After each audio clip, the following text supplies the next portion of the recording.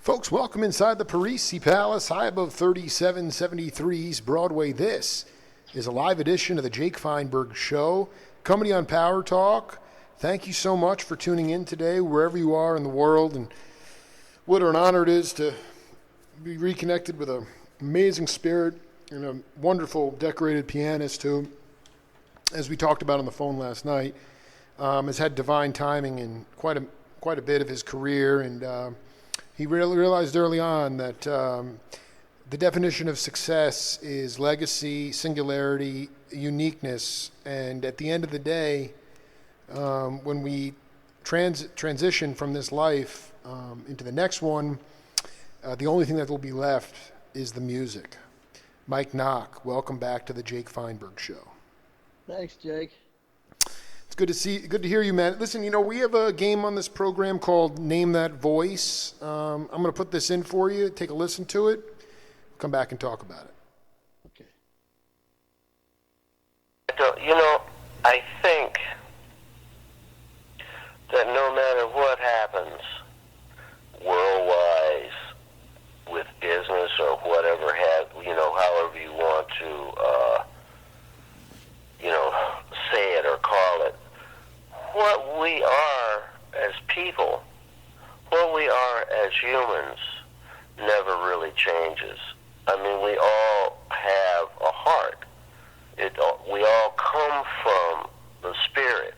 I think what happens is over a period of time or through culture and the cultural erosion and whatever you want to call it, our spirits and our souls get covered with a lot of complexity and a lot of garbage, that what we are as people, what we are as humans, what we are as beings gets covered with a lot of trash.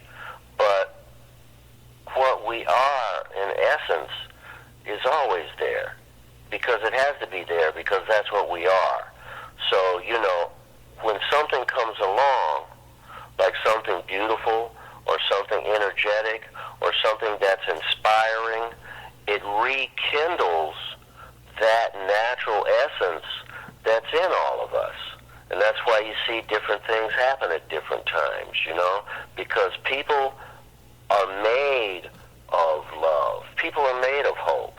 And if there's an opportunity for something that shows up that illustrates that, then it plugs that energy into people again. So even though things look dark, or even though things look manipulated and whatever you want to call it right now, there's a lot of terminology. Mm-hmm. What we are is infinite. What we are is always there. Mike Nock, I did that interview 10 years ago, and if I could encapsulate my show into one poetic riff, that would be it. Do you want to take a guess at who that is? Well, it's a guess, but I was thinking, the first thing I thought, yeah. I wasn't sure the more I listened, I thought it was Tony Williams. No, I did. It did. I unfortunately didn't. Tony left the planet before I started my show. That was a cat. I'm really interested to know if you ever crossed paths with him. That was my interview from June 25th, 2011 with Ernie Watts.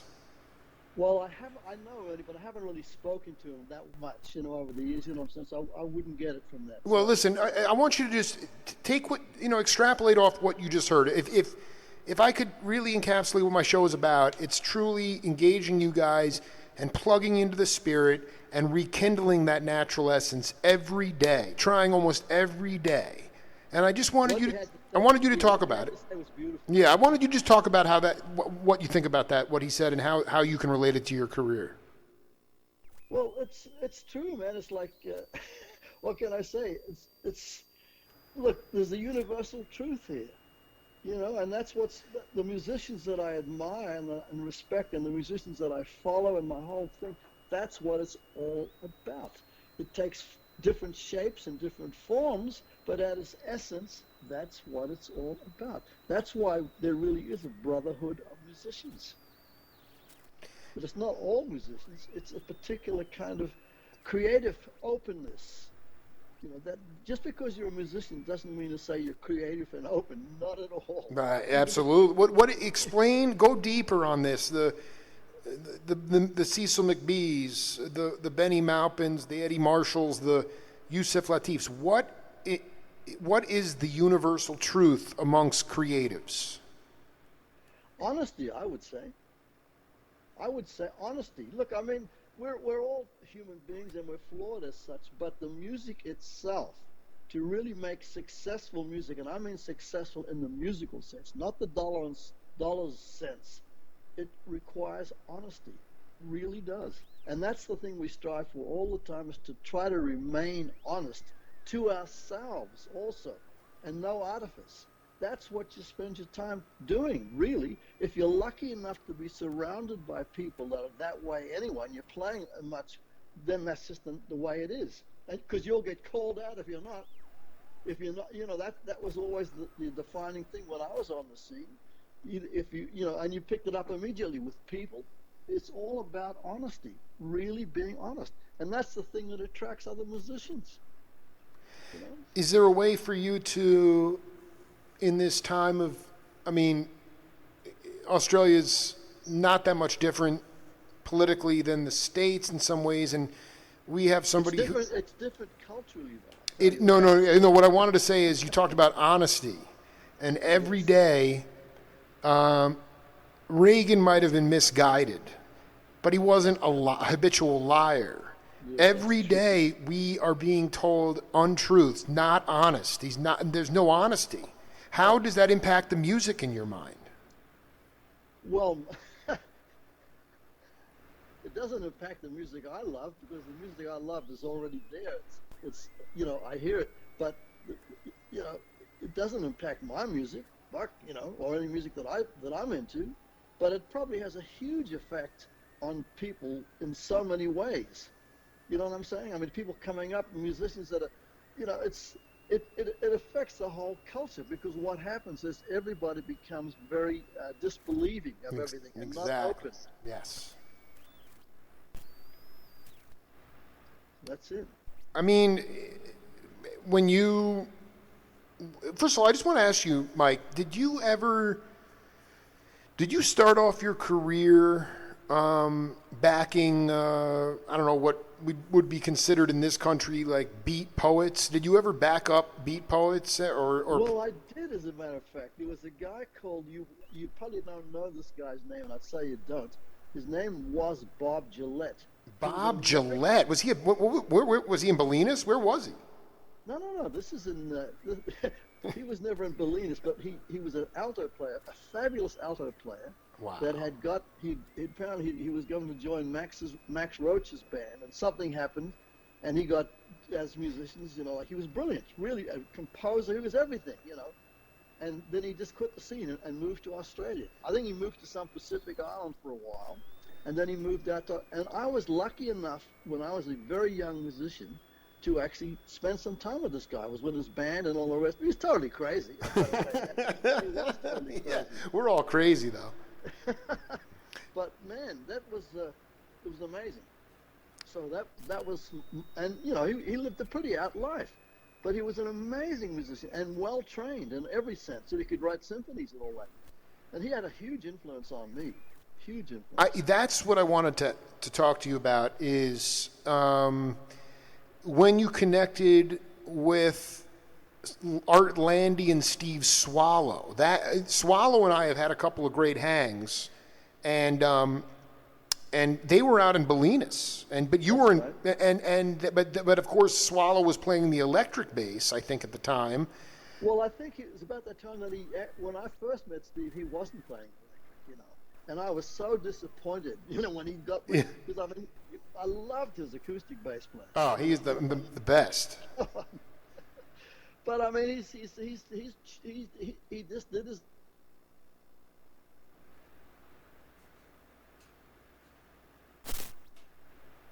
It really is. Hello? Yeah, no, I'm here. So when you started to play, like, I guess when you came to the States, can you say that that people were following the muse more, and was there more openness to the universal truth? Well, all I can say is when I came to the States, look, I'm from New Zealand. I've always had this thing about, because actually, check this shit out. My neighbor in a little town in New Zealand, a town of 2,000 people, and my neighbor was actually, I don't know whether this resonates with American audiences, but my neighbor was a Maori guy who was singing at Covent Garden in England, which is like one of the pinnacle of opera music. My and God. He was a neighbor. And his wife had said, "You're going to go to New York one day." And I'm just a little kid. And I've just started playing the piano, teaching. My dad taught me. And so these kind of things get on your brain. And I always said, I'm going to go to New York. And the first time I heard Charlie Parker was Jazz at Massey Hall. You know that record, that famous record? Yeah, what year is that record? Oh, I don't know what record. But just about the time it came out was when I heard it on the radio in New Zealand. And I thought that it was a local band. I had no idea. The most burning local band ever. Exactly. Wow, that's what I want to do. You know, play like those cats.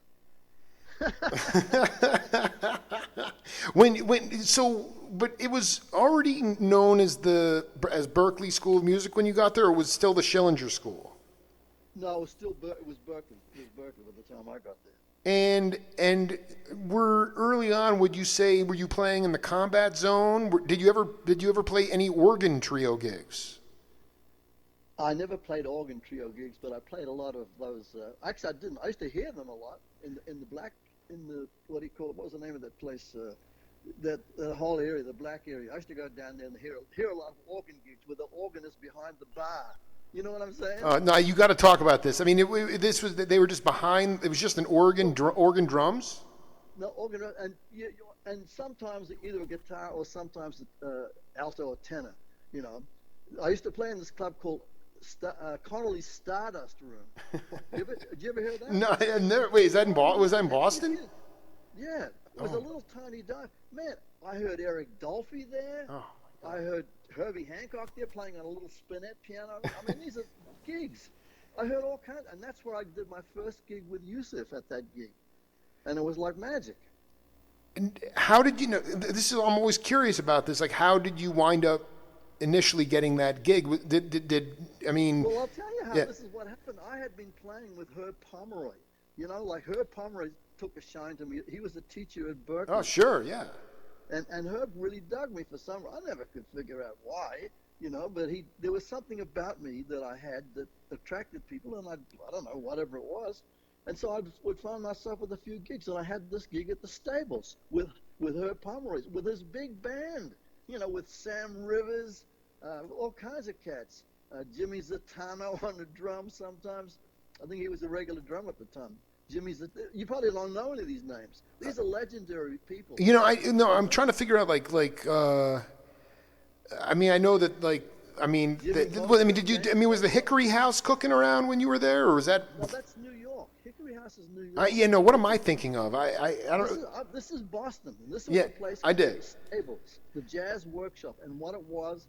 I saw some fantastic music there, but that was later. I was there in the very early days when it was called the Stables, and it was just a little dive. And man, we used to play there with this band, Herb Pomeroy's band, twice a week.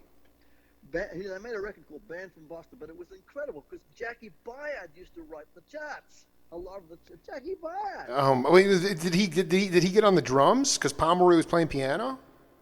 No. Herb Pomeroy's a trumpet player. So Jackie would play. So this was. No. Jackie, it was a big band. It was in a small little room with Jackie Byard used to write, and Arif Mardin. Remember Arif Mardin? Dude, I cannot believe you're dropping this. Wait, was he a student at Berklee? No, well, he may have been at one point. He must have been, actually. Arif Mardin must have been. Oh, my God. That dude. Well, actually, Swallow told me about him and Arif getting into a huge fight, yelling at each other because, Joel Dorn was trying to make jazz more palatable to the R&B. You know, jazz was fading in popularity, and Swallow, it was a Gary Burton date, late 60s, before he came out to hang with you and Landy, and so it was a Gary Burton date, and they had Bernard Purdy and Chuck Rainey on the date. So they were going to make it a little bit more funky, I think. And Swallow brought in an original tune, and Arif came into the recording studio and was like, started to tell Steve how he was going to play his own tune. And Swallow got very surly. He said very surly, and it didn't go very well. But the point is that. I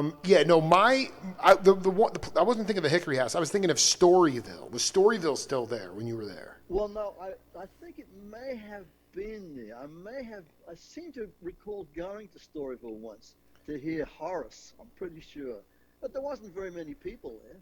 I mean, there was. Yeah, no. I mean, that's the greatest part is that Herbie's playing. So you're telling me that the Stables, Herbie was playing a spinet piano in there?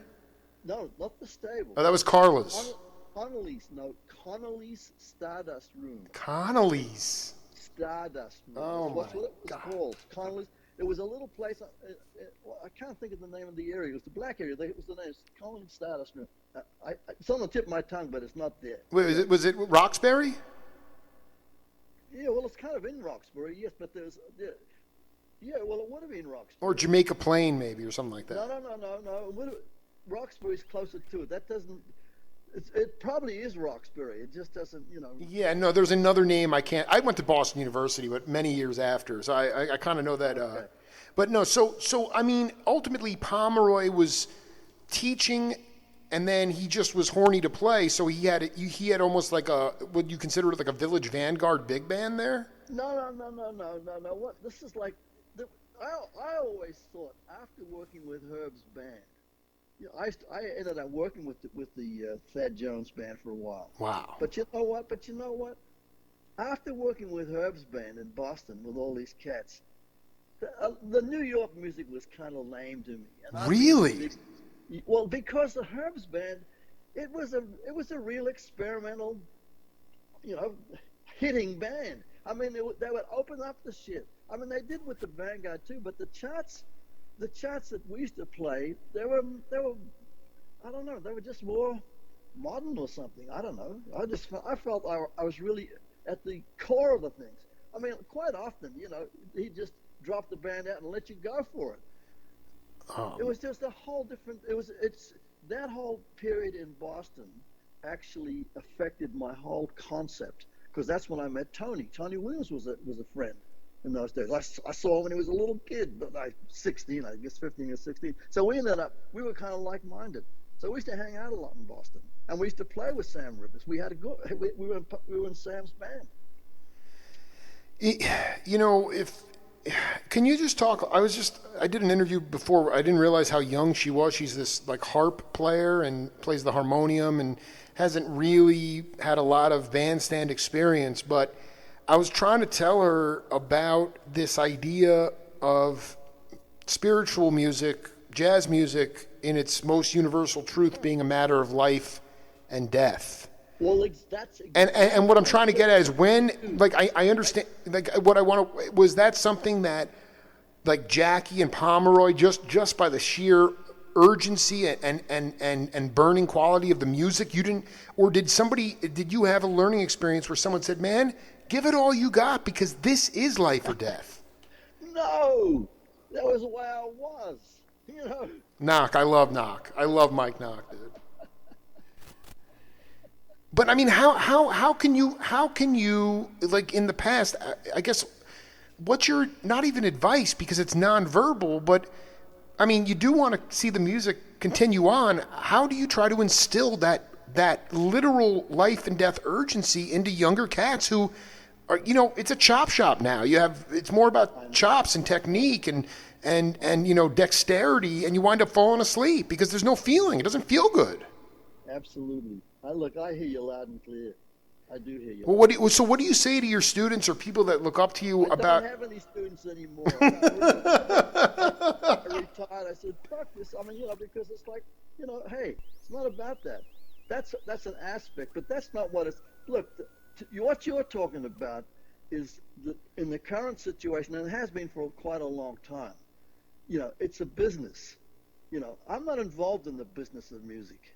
I'm very bad at business. I've had a successful career, but it's just been the way it happened. It all just happened because there is a certain truth out there with things, and if you're up with the right people, it transcends all that stuff. There we go. Now we're getting some poetry out of Nock. Wait, let's just get down to brass tacks. How did you wind up? Where was this label Almanac? I've never heard of that label, and that was the label with Maupin, Marshall, McBee, and Nock. Well, Almanac was the title of the record. It was my title. That's right. It was the title. It was on a very weird label, though.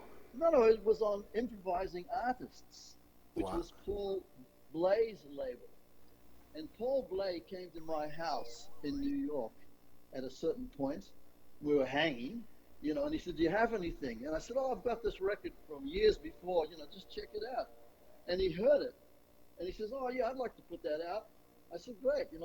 So he released it. And you know what? It's the only record I've ever done that got 5 stars and downbeat. Now, okay, so it was Blay. I'm actually not hip to that label. I didn't Blay. So it was Blay's Improvising Artists. And apparently Bley, being the kind of person that he was a hustler, total hustler. Really? And apparently he sold it for like several $1 million. No, he sold. Okay, so he sold the label. He sold the label for $7 million. Yes. Oh my God. So I mean, at the time, like you said, I'm not great at business either. It's more about the creation of it all and the ascension. But did you? How much did at that time, because the listening medium was vinyl, did that record get any airplay, and did it help you gain an identity within the field of melodic music? Well, the point is, in those days, it was a different situation. And you had your success, it was word of mouth from other musicians. And there was a scene, and it was very obvious, those people, that was the beauty of it. It was definitely it was like a curation. So everything was curated just because there was enough of an intense audience, a knowledgeable audience. Things would come out and you'd be vetted. People would check it out.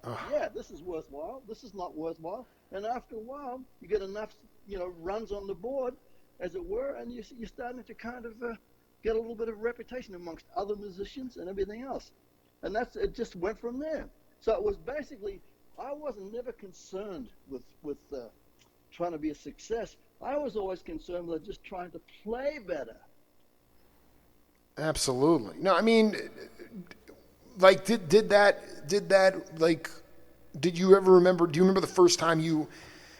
I don't know if you had moved to the West Coast yet or not, but there were AM stations. There were AM stations in North Jersey, right outside Van Gelder Studios, that would play 13-minute Charlie Erlin tracks. Do you remember hearing the first time you heard your music on the radio? You know what? I never really gave too much. No, but that was the sort of magic of it, though. It's like there were people there were bands, not necessarily jazz bands, but soul bands that wouldn't even know. They'd get a call. They'd be recording in L.A. and someone's calling them up from the Bay Area saying, "Oh, by the way, Sly's playing your record up here in whatever station he was at." And to me, it's like everywhere I look, you were playing with the headiest cats. I don't know if you know this, but we just I just found out today that Joe Porcaro. Did you ever play with Joe? No, I didn't, but I know who he was. Yeah, so he just passed away today, and.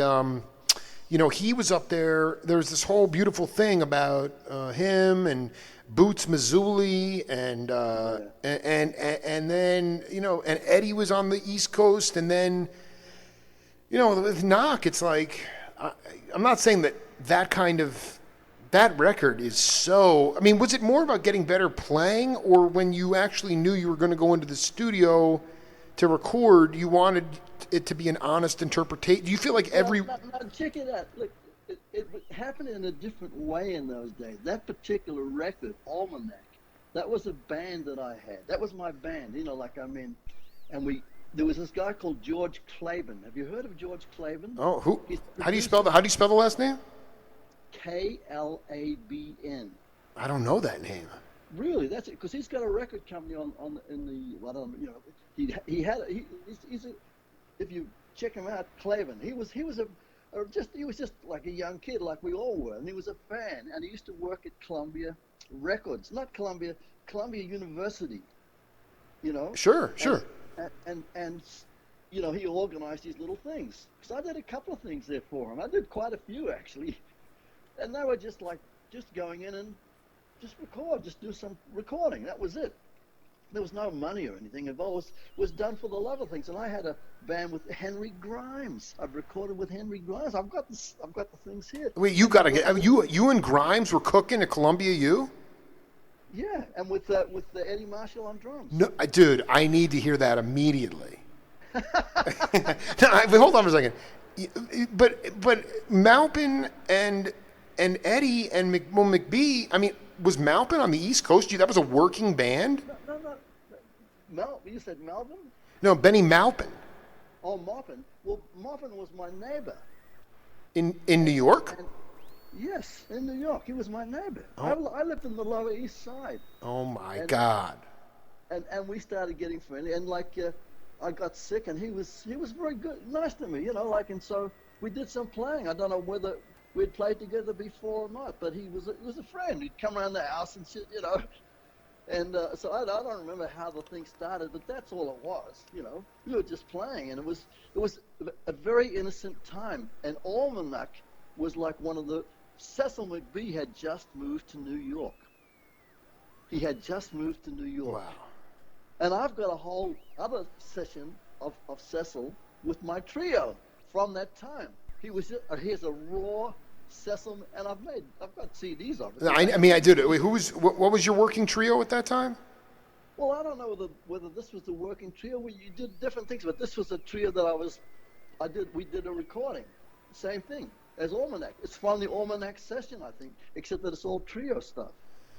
And it's all original music. Oh, no, it's not all original. There's some standards, yeah. It's just a different energy. You got to understand. It was a really innocent energy. And as I said, Cecil had just moved to New York.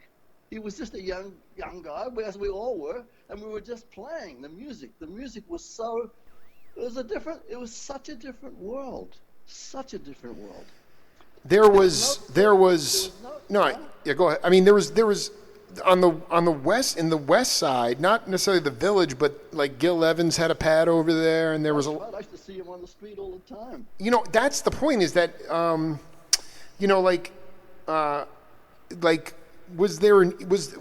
didn't I think Yuma Sultan might have had a jam space over? Was there like a creative artist place over in the East Village that you used to go and hang out at? Not that I used to hang out at, but there might have been. That's why I used to live in the Lower East Side. So, I mean, you would be going to Slugs and playing. Is that fair? Yeah.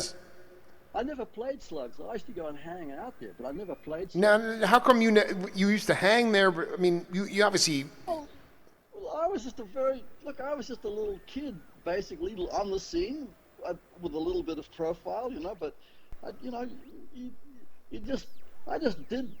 didn't hustle anything, so I didn't know. You know what I'm saying? I mean, it never came up. You went to Slugs to listen to music. I didn't go there to play. I wasn't a band leader in that sense. Right. I mean, it all started happening for me in terms of being a band leader when I went to the California and got the Fourth Way. When that started happening, that's one of my band leading things started. Before that, I wasn't a band leader. I was just, even though I made those records. Right, exactly. You didn't feel like you belonged. Like, what was the hardest? I didn't even think about it. Of course, no. I mean, in your mind, like being a band leader, like what was the biggest learning curve for you? I mean, obviously they were your peers. McClure can be an irascible cat. Eddie was smiling. You know, Michael White, very eccentric cat. You know, I mean, like you guys were all sort of going to the beat of your own drum. What was the most challenging thing when you actually became a band leader? Well, there was no challenge. It just happened. There were no challenges. No, there wasn't. It just kind of went that way. It was fine. It was a natural progression. And like, actually, the band was already going. I'll tell you what happened. I got a gig with Dionne Warwick. I was playing with Dionne Warwick, okay? And I said I wanted to have Eddie play drums in the band. So Eddie joined, And so that we kind of honed our thing together. And then what happened, I decided that I didn't want to keep working with Dion, not because I didn't dig it. I really loved playing with her, and it was great to get the money, but I wanted to play my music. I wanted to play the shit I wanted to play. Right. So I quit. She couldn't understand it, and she offered me twice the bread to stay with her. I said, no, I didn't want to do it, because I played with her long enough to get my grand piano. I got a Steinway grand, and then I quit. Interesting. I mean, let's be very clear. You, regardless of whether it's your original music or somebody else's, you're just the type of cat that never wants to play the same song the same way once. Because, I mean, that's with Dion. She's brilliant, but it was a formula trip, right? It was boring. It wasn't boring. I dug it because I really. Well, then you should have kept them. You would have been rich as hell if you had stayed in that band, dude. I could have been, but it's not about that. But I mean, like, but if you were really getting off on the music, you would have stayed. No. Look, the music is the music, and it was wonderful to play with her because it was a different thing. But I went to America. Don't forget, I came from a long way away, halfway around the world. Mm-hmm. I got a dream.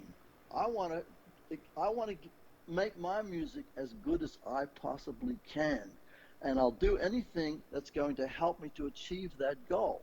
Playing with Dion past a certain point, past the point that I got my Steinway grand, wasn't going to do that. I was going to become one of those piano players, and I had no wish to do that. I don't care how much money is involved. I wasn't there to make money. I was there to explore, to have my music grow as far as I could get it to grow. That was my whole point, and still is, actually. Yeah, well, and you're doing a great job of talking to Mike Nock here on the Jake Feinberg Show. Mike, we're going to do another Name That Voice. I think this is a little bit of a take a listen to this story, and then we'll come back.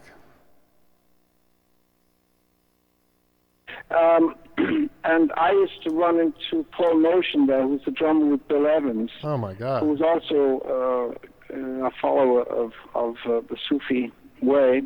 The Sufi way is very much like yoga, one of the bhakti yoga ways. In any event, after seeing a lot of these masters, well, not a lot, but quite a few, I ended up wanting to be a disciple of Sri Chinmoy. This would be probably now in late 1970. And so I needed a discipline. I've always believed discipline is really the road to freedom.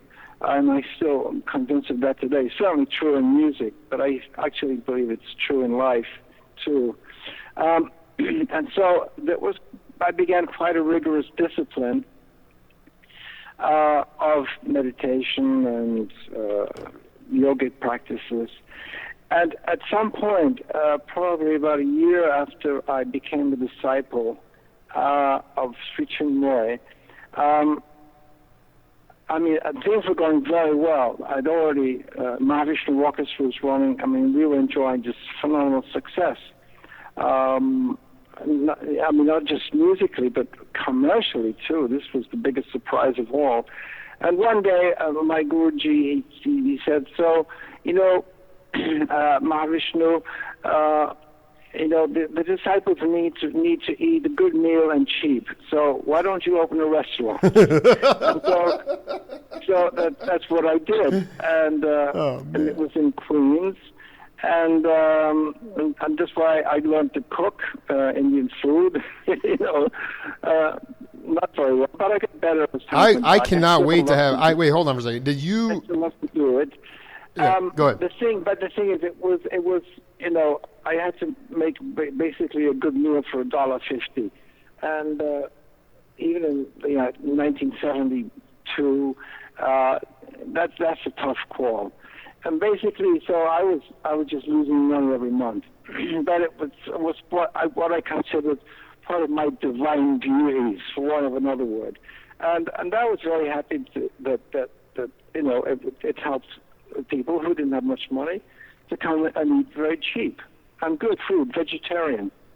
In any event, I kept it going for about 2 years, and but it got heavy for me in the sense that I really couldn't take care of it. I was touring all the time, and so I had to allocate, responsibility to different people, and in the end, after a couple of years, I said to my guru, I said, Guruji, I'm really having a problem with this, And he said, well, it's okay. He said, you've learned enough, I think, from that experience.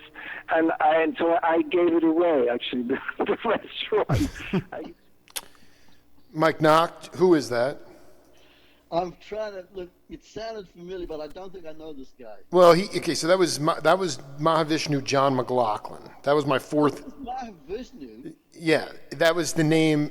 That was the name that. Yes.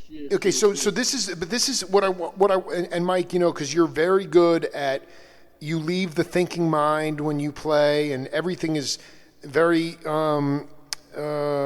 it's very simple. But here it is, John. I just want to paint the picture of this scene here in case it didn't make sense. He had just signed a contract with Columbia for Mahavishnu Orchestra. They were touring, and Sri Chimnoy said, let's see if you can keep both feet on the ground.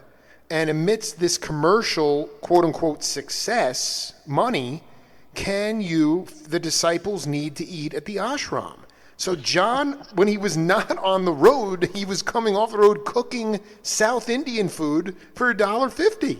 Okay? And it was like, at a certain point, he was like, I can't handle this anymore. Shree's like, well, I think you learned what it's about. And so it's like, I know you've probably eaten Indian food, and I know that, you've been to an ashram, but Mike Nock, I mean, how did you, the point is this, speaking of Tony Williams, who's listening in on this right now and having a ball, he was the one that convinced John to come to the States. He picked John up from the airport, and the next day John was on Kind of Blue. So, and so, the thing is, he was on hard drugs. He was on very hard drugs, and he was looking to figure out a way to play spiritual music without using the drugs. And I'm trying to, and so Sri Chimnoy and meditation really helped him. And I just wanted to know if you had, how you learned to create equilibrium in between the ecstasy of being on the bandstand.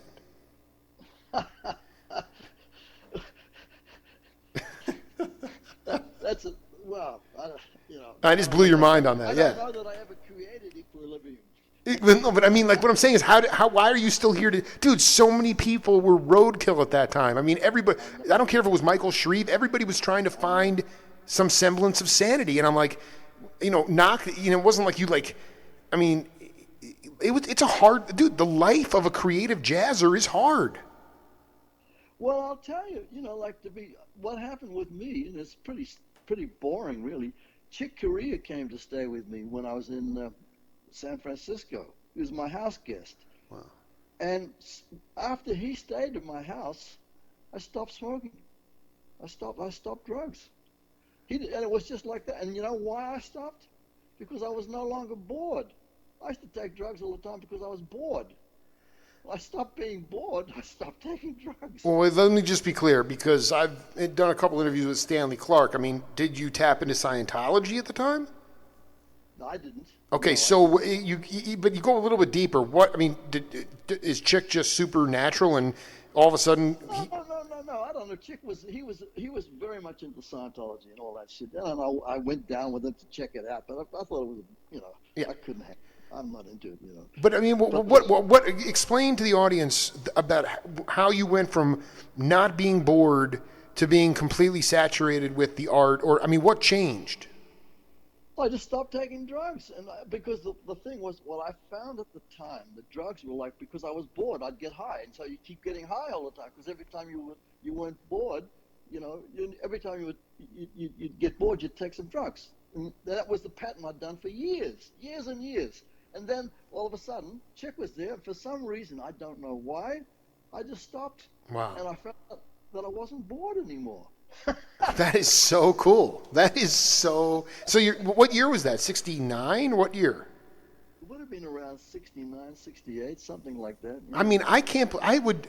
Did you have? So you had the Steinway in there, and Chick was on like an electric. No. I'm in San Francisco now. This is San Francisco. This is a little bit after my New York out days. No. I mean, I'm saying, but when you after you finished with Dion, didn't you bring the Steinway to San Francisco? No. The Steinway was I was on the Lower East Side. I had an apartment in the on East 8th Street. Oh, with my Steinway Grand in there, man. and Bar Phillips was a neighbor, so we used to play a lot together. Wait, who was your neighbor? Huh? Who was your neighbor? Bar Phillips. I know that cat. Yeah. Yeah. But did you? I mean, because Chick was. I mean, there were a lot of jam sessions going on with Perla and Don Elias. I mean, you knew Chick. That's right. Did you knew Chick from those gigs or those jams? Probably. You know, there was a whole community. You know, back then. You know, like Lieben was part of it. You know, Richie Byrick was a neighbor. You know, there was a whole community, and we were all just doing our thing. You know, whatever it was. Moses was there. You know. I knew Rock Alarm was on the Lower East Side, dude. I mean, this was the greatest. Coriel was around, right? That's right. Look, I used to live in the same house as these cats at one stage. I got so many stories from that period. Can you just tell me one? I mean, just humor me with one. Well, okay. Well, one I remember. Well, Jim Pepper. You know. Oh my God, Witchy Tide too, man. That's right, Witchy Taito. I was living in this building, and we somebody. Oh, that's right. Coriel was on the top floor, okay, and I forget who else was up there with him. And Coriel, these guys had come up and they'd actually knocked on his door and had threatened him. And so Coriel had tumbled out the window on the 5th floor or something, been tumbled onto the fire escape. And somehow or other, me and Jim Pepper found out about it. We were on the ground floor, and we had said we were going to go up because we wanted to get these guys. And we had knives. Like, can you believe that shit? It was serious shit. Wait, were these guys like drug addicts? Why were they roughing them up? Well, it was pretty out, period. But we didn't find anybody, luckily, because I was really scared. Because I thought, geez, what if we find somebody? What are we going to do? Get up it, you know? And, you know, there was a really rough street. It was called Aldridge Street. Across from us was Jesse Colin Young and the Youngbloods. They stayed there, too. But it was a really scary street. I called the cops once because there's so many stories. He's bringing them all back. Good. The cops wouldn't come. The cops wouldn't come to the street. The next day, after I've had my life threatened and everything, these guys, the cops show up and they say, "Oh, we heard there was a bit of a problem." They were too scared to go there at night. Oh, wait, it was called Eldridge Street? It was called, that was the name of the street, Eldridge Street, on the Lower East Side. And so, like, Joe Bauer was over there, the drummer? I don't remember that name, but Bauer. I'm just surprised you didn't wind up on when you wound up cooking with Swallow that you didn't wind up in Bolinas with Banana and those guys. I mean, dude, it was just I wasn't even born. This is the greatest time in music history. It's unbelievable. It was a beautiful period back then, and Bolinas and all that. It was a wonderful period. It was. It was a very innocent period. We actually thought we were going to change the world through music. You know, well, you know what? I got to be honest with you. Maybe not in that moment. I'm telling you, Mike, this stuff comes around, and I think that if there's going to be a shift of consciousness down the road after the Dark Ages, this music will lead us out of it. The music of that time was absolutely, it was more progressive than anything going on today, by far. Well, I tell you, me and Moses, literally. There were so many times when me and Moses were playing that I was in the cosmos. We were there amongst the planets. I mean, this is unbelievable. Do you have tapes of those gigs? Yes. Dude, we need to get the archives out, Mike. I mean, dude, and also that Jeff Berlin session is just insane with SCO, man. I mean, did you? I got to be honest. I mean, you clearly wanted to blaze your own trail. You wanted to play. I never thought about that. No. Wait, hold on, though. But I'm saying, I mean, you lived in New York, and there was a thriving. I mean, did you go to? Yeah, but let me go back a little bit. Yeah. I was in New York, but you know, one of my biggest influences was like working with Yusef, who I met. I did that gig at Connolly Stardust Room, and we really connected. Then I got married. Check this shit out. I got married we did the gig, and a few weeks later I got married because I had to stay in the country, and I needed to have in those days you had to have a police card to work and live in New York. And like a cabaret card or something. That's right, a cabaret card. And plus my visa was running out. So my girlfriend, who was by this time living in Key West, she came up and she said, "Okay, we'll get married." And we had one of those marriages, inaccurately called marriages of convenience. There is no such thing. Let me tell you something. Yeah. But we did. We got married in a registry office with a bunch of like drug addicts and shit. One of them was like the main writer for the Boston Globe at the time. Oh. It was just a really out. Was an out. But I got married, and so 2 or 3 weeks later, or maybe a week later, I don't know. I got a call from Yusef saying, "I'm there with my bride," and he says, "Do you want to join the band? We'd like you to join the band. We're on tour." And that's when I did my first gig, and I recorded live at Pep's. I'd only been with the band a couple of days. That is so they, I mean. And you know what? Live at Pep's was Yusef's biggest selling record. That's really bizarre, isn't it? Well, yeah, I mean, wait, was that on an Impulse? Is that what it was on? Yes, it was on an Impulse label. I mean, do you... Bob Thiel, legend. I mean... And Joel Dawn that you mentioned before. Dude, swallowing a reef almost went to blows. I mean, it's just unbelievable. Did you, I mean, when did you first meet, I mean, when did you first connect? Did you jam with Swallow in New York? I don't know when I first met Steve, actually. I really don't know. Because, I mean, you were totally down on the lower, that Lower East Side. I'm surprised nobody went home in body bags down there. Well, exactly. That's what I said. The police were too scared to come in the neighborhood sometimes. Well, I mean, I can say I agree with you. There are no marriages of convenience, and my daughters and I get down to this every night. They're with me, and I want to put this piece of music in for Mike Nock, and we'll come back.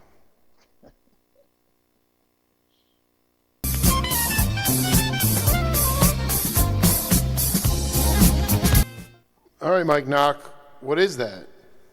I was thinking, it reminds me of at one point I thought, gee, that's me, but then it's not me. I don't know. It is, no, that's absolutely you, man, playing dude, that is More Than a Woman, 1978, Lionel Hampton. Mike, I mean, this is the greatest record I've ever, I mean, dude, Mike Nock, Rick Laird, and Al Foster are taking me out. Dude, I mean, who would have ever thought that Lionel Hampton would have made the best disco record of all time? I mean, it's unbelievable. I mean, dude, I listened to the Bee Gees, the Saturday Night Fever. This thing blows it off the map. George Young is playing out of his mind. Young Sco, very hard record to find. And that was you just playing that beautiful. I mean, do you believe? I just want to ask you. I mean, Mike? I mean, dude, I need some of that Berlin's. I need all the bootleg stuff you have, by the way. I got to hear that shit. But the thing, I mean, can you talk about how you wound up getting connected to Columbia Records for The Fourth Way? It was all through Tio. And I'll tell you what happened. For some reason, that's right. Tio, I'm not even sure how it happened, but I started rehearsing with this guy who since died, a bass player, Lynn. God. Come on. Yeah, he's a bass player. Look, anyway, and with Tal Fowler. Oh my God. We had a trio. What was it, drummerless trio? Yeah, Oh my God, that's insane. The bass player was called Lynn Christie. Oh, sure. And Lynn Christie was a Kiwi, the same as I am. Wow. And and maybe, I'm not sure what started what happening. We ended up doing this recording with Tio Macero at Columbia Records. And it was like one of those things. Now, check this shit out. We've been rehearsing for 3 months, just the three of us. And we get to the studio. There we are in the Columbia studios, the big studios, the famous, iconic studios. And he's sitting on his guitar stool. He looks at me and Lynn. And he looks, and the red light goes on, right? And we've been rehearsing for 3 months. Don't forget that. And he looks at me and Lynn and he says, "Do you guys know?" Wait. Farlow was saying this? Yes. He looked. He was so nervous. He's that. "You guys know?" Tio was there, of course, and Tio saw what was happening right away and took charge, and it was fantastic. I got to be honest. I'm looking up this record. I only find a Japanese pressing. Lynn Christie. Right. It's called Trinity. Trinity, and there's like, so this actually never came out on Columbia. No, I don't think it came out on Columbia, but it was Columbia Studios. No, okay, because it's always a treat to talk to Mike Nock about actually playing a studio recording session, because with Peps, and I believe that Lionel Hampton date we just played was live. You've played the fourth. No, that wasn't live. That was done at a very small studio, at Chapel Studios, which is a very small studio in New York, where they did. Dude, I'm telling you, they could have put me away after listening to Foster and Nock ripping it up. It's unbelievable. But I mean, so that session, you had no idea the music. You had been playing as a trio, and it was Tal's date, right? So what was so Tio came in, he got off on your playing, and then was like, then what happened after that? Well, Tio just kept calling me for gigs. You know, I used to do a lot of gigs with Tio, with all kinds. Actually, if I remember correctly, Tio's on that Lionel Hampton session. He may be. But I'm saying, like, when you got out, but I mean, to get a 4-record deal, I mean, you guys were, I mean, can you just talk about when the Fourth Way came together, like? Well, the Fourth Way is another thing again. This is. I think this would be after the Fourth Way. This would have been after the Fourth Way. Yes, the Fourth Way was a long time ago. Tio was the producer for that record, the Lionel Hampton. Because through Tio, that's right, I met a lot of people, and I used to do a lot of work with Tio. We were friends. We became friends because he liked me, and we got along. We used to have a lot of fun together, just hanging out and everything, Well, no, but I mean, like, that's what I'm trying to get at is that nobody just hands over on a major record label. I mean, Fourth Way how did you get your record deal? Well, we had a guy matter of fact, he's a poet who recently passed away, called Ted Gerke. Did you ever hear of Ted Gerke? Where was he based out of? Oakland, not Oakland, Berkeley. Oh my God! By the way, just for the record, that Tal Farlow album, CBS Sony, 1977.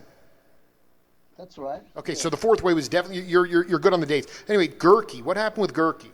Well, Gerke, I've got a book here. I've been reading this book he sent. He died recently. He was a mad poet, but he was, and he was a fan and all the rest of it, of music, and he's got this fantastic book, like a dedicate me to your favorite charity. Poetry by Ted Gerke. It's out. It is out. It's some heavy, very heavy poetry. Ted was an original. What do you call it? He was rebel? Not really a rebel. Like with Ferlinghetti and those cats. Yeah, exactly. And so Ted was, dug what we did, and so he was our manager. He became our manager, and he decided he approached the guy from John Palladino. The guy's name was from Columbia Records. Oh, not Columbia, Capitol Records. John Palladino, and at the time we were kind of looked like we were going to be hot, and we would have been. It's a long story, but we ended up getting this incredible deal at Capitol Records. Well, can you explain? I mean, you guys, what? It's all business. Right. No, what I'm saying is that the pictures on the first album are just fantastic, and everybody's smiling ear to ear. So ultimately, like, what did they offer you? Can you talk about the deal you got? And deal was, it was like at the time. See, San Francisco was a hotbed of rock and roll talent. Absolutely. And so we were part of that. We were part of the San Francisco scene. it wasn't fabricated. That's just what we were just doing our thing. And Ted became our champion. And Ted was saying, yeah, these guys are the greatest. As you do. We didn't think that way. We were just doing our thing. And he got us this deal. And, we could have been, look, it was quite disappointing that things didn't work out as well as they could, but it's cool. Look, life is full of changes, and you just got to go with the flow. Absolutely. I'm just trying to, this is interesting. So you were playing the Fillmore West or Winterland? Yes, we played all those places, but the thing was, when we started to get successful, and I saw this happening. Yes. I didn't dig it. I did not dig it because all of a sudden we didn't have any control over our audience. I like to play to people that I like and know. All of a sudden we were playing to audiences that I didn't know who they were. Bunches of Hell's Angels would show up, or just be big. But don't forget, this is a pretty out time, and I didn't like the idea of not being connected to the audience. I really didn't like that idea. I like to play music where I'm connected with the people, or feel that I'm connected anyway. It's a communal thing to me. I understand. So, and the idea was that you were being put up. So, did you guys knew Bill Graham? Well, we knew who he was. I probably met him. I don't know. But I mean, how would you wind up on bills with the Grateful Dead? I mean, because he was the promoter. And so the hippies really, you were brought in as sort of the. I mean, I've talked to Liebman about it. I mean, traditionally, it could have been Miles Davis, Sons of Champlin, and Let's go on back. Oh, it's unbelievable. And then like the Preservation Hall Jazz Band, but it's like Miles's band the jazz act would always go first, and they would really never stick around to see the hippies wanking it. So you're telling, can you talk about? I used to think that like everybody was on acid, and I mean I'd be freaking out in front of Mike Nock. We were in those days. We were. Well, the audience. You're saying the audience was checked out. They were not interested or in the spiritual quality of the Fourth Way. Well, who thought about spirit? It's all look. You don't put the music is what it is. That's what it was. It was. It was. Words don't matter now. You know what I'm saying? You're just playing music. It's part of the scene. It wasn't a question of music being spiritual. It was just what it was. Right, but you said you didn't dig it when you started to quote unquote become more pop. They wanted to. They wanted to. I didn't say pop. I said when we started getting larger audiences that I felt I wasn't connected with, it became more impersonal. And I've always felt that. Like I did a gig with my own band opposite Pat Metheny many years ago. There was 20,000 people there. 20,000 people. Man, it was weird because you felt no connection at all with anything.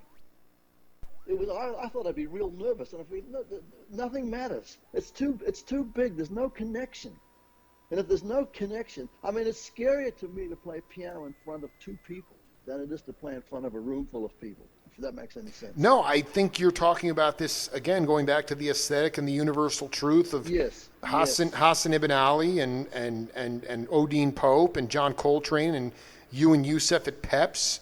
I mean, you would feel more connected to an audience at Pep's than you ever would at Wembley Stadium or some. Absolutely. Totally. Yeah. No, and what is that? Tell me about that, because I think that would go over a lot of people's heads. Why, to you, ultimately the importance for you is to raise the collective consciousness of the audience as well.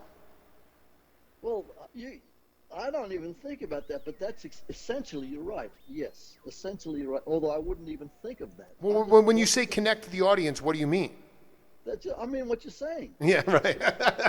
I'm putting the words in your mouth. No, I dig. I mean, it's really interesting that, like, I'm fascinated by it. I mean, if you could think back, like when the Fourth Way, were you playing, what was the great gig for Mike Nock in terms of the like the audience? Was it like the Keystone Corner, or like what was the venue that you guys really felt like you connected the most with the audience? It was a place in Berkeley. I'm trying to think of the name of it again. It's just eluding me. Right. It was just a rock club, Yeah, And I think it was. I know what it was called. Like, and I'm not. I can't. yeah, I can't get the name either. Was run by a lady called Mary. I remember that lovely lady. You know, The. I mean, did you? the new. Yeah, Did, it's on the tip of my tongue, but I can't quite because I haven't thought about it for years. well, that's. I'm trying to like Long Branch. The Long Branch. No, no, no, it wasn't the Long Branch. Gee, what is the name of that place? It was maybe Keystone Berkeley.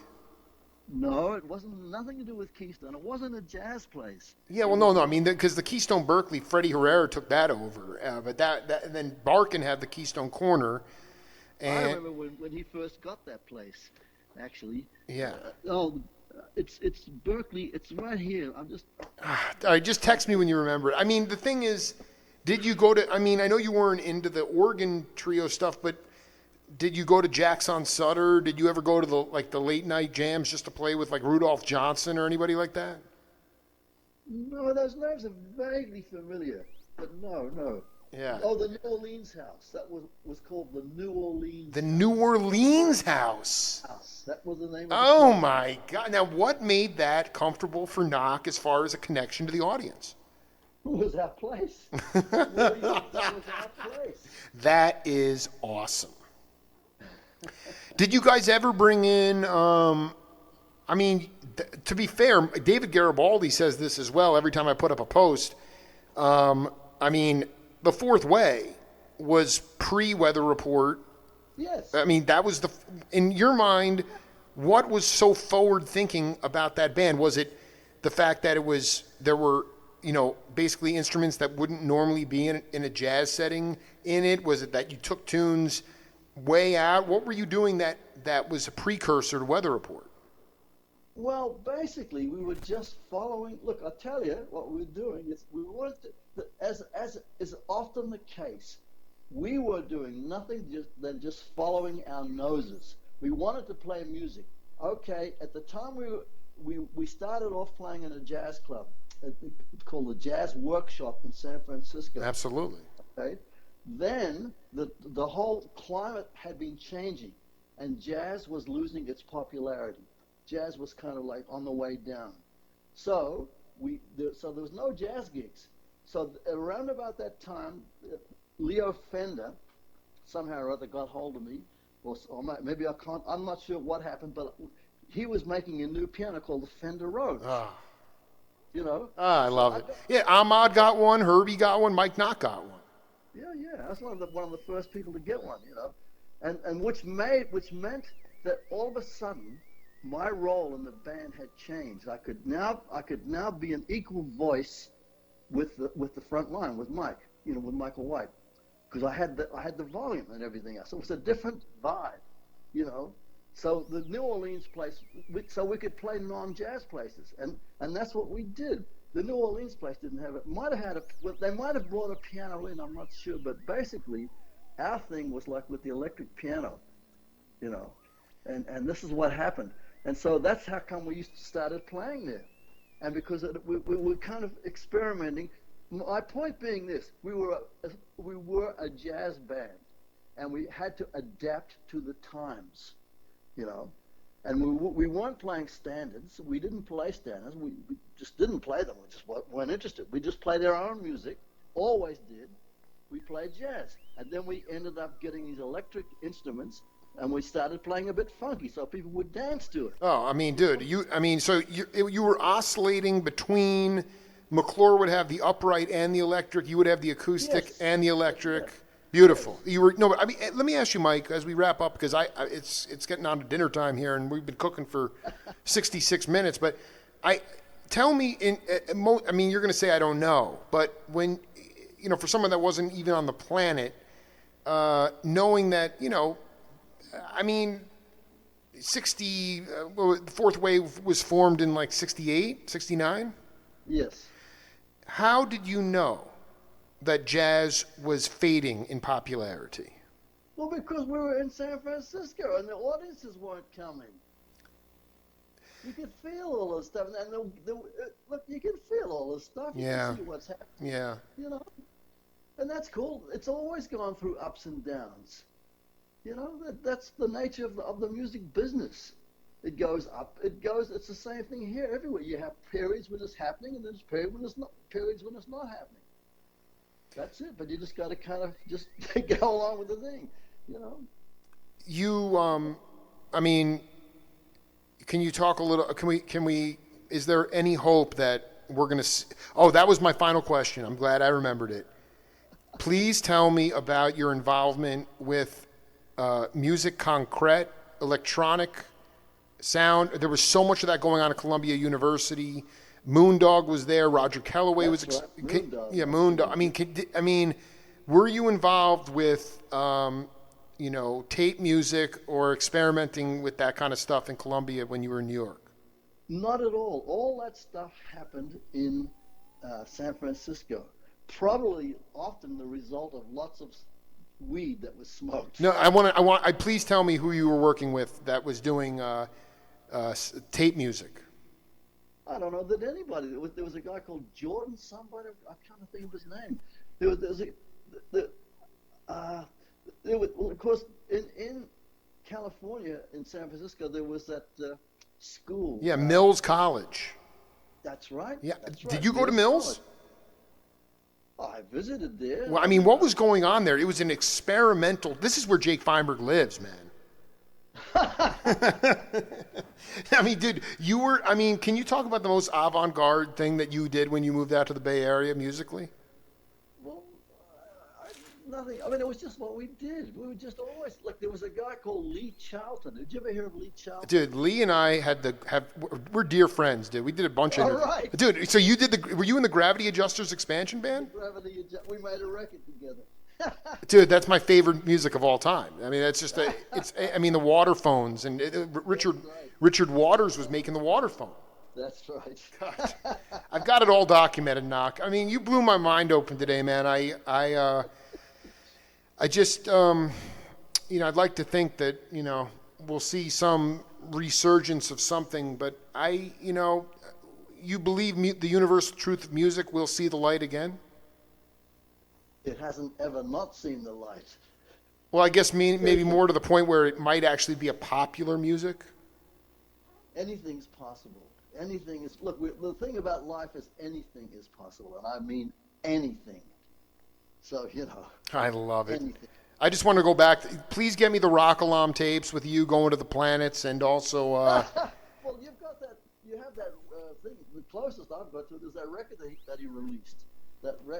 He just recently released a record. Don't you have that? I don't. What I need is the Grimes. No, because Grimes and Charlton played together too. Yes. Yeah, but that's interesting. I've somewhere Moses released a whole bunch of records, but we did this thing. That's funny. It just keeps coming up all the time. You're not talking about the most recent recording. You're talking about yes. But the piano was out of tune. Oh, well, no, I'm not talking about that. I'm talking about the one that Moses has just released a little while ago. That goes back to these days we're talking about. I just can't. I have some of that stuff. I mean, the Free Spirits. I didn't know you were on it though. No, I'm not on the Free Spirits. No, I'm talking about. This is a really recent record of Moses, but I've got so many CDs. I can't think. I just want to hear Grimes and Nock or the. Oh, that's a different thing again. That's a different. The Grimes and Nock thing is not a released record. Also, Can you send me some of this? I mean, like the early Cecil stuff and also the Berlin SCO stuff. I mean, they're just sitting on gold mines. Well, that's true. They are gold mines. They are. Do you have any live New Orleans House Fourth Way or anything like that? Yeah, well, we did a record there. The Fourth Way actually recorded our second record at the New Orleans House. Is that the one with the wolf on the front? No, that's the third one. What's the cover of the live one from the New Orleans House? It's actually it's a red cover with a peace sign. It's a tree against the moon with this kind of a peace sign. Oh my God, that's a live album? The sun and the sun and the moon have come together. Mike Nock, thank you for taking us out. Unbelievable. This guy Gerke, man, what a genius. Thank God for Gerke. Wow. Fantastic. Anyway, Mike, this was a ball, man. Thank you. We'll do it again real soon, I hope. All right, Jake. It's great to talk. You too, man. Cheers, man. That's it for the Jake Feinberg Show, and we will see you later.